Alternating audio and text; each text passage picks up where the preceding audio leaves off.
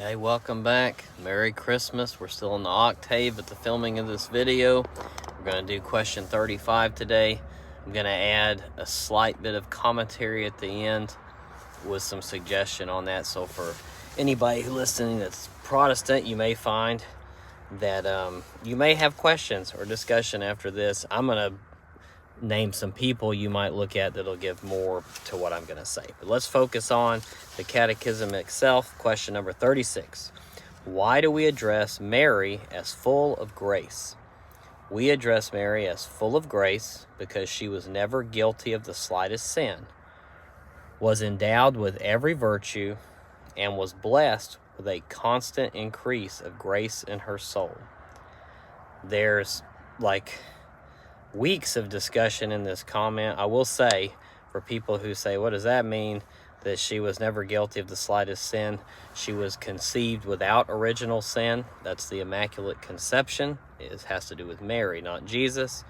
And obviously Jesus had no sin, but that's why she's full of grace, and she was containing grace, which was Christ himself.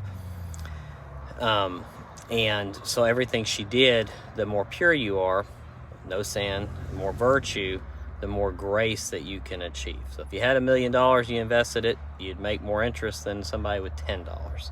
For that, I recommend look up Father Isaac Relius, look up Father Chad Rippiger. He's an exorcist and fantastic, because a lot of people will hear that and they've never heard that, or it's against everything they've ever been taught.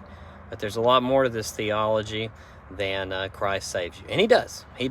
But how he does it and how he institutes it and everybody around him and how the church is set up and why we have a priesthood, those are deeper talks. But for what I'm here for is to introduce you to the teaching of the one holy Catholic and Apostolic Church, the only church that exists. And when I was Protestant, before I converted over 20 years ago, give or take, this was a sticking point. So hopefully, if it's a sticking point for you, this will spark you to say, what's the Immaculate Conception? I don't know about that. When you know more about it, you'll be less taken aback. So God bless everybody. Merry Christmas. Pax Tecum. See you in the next video.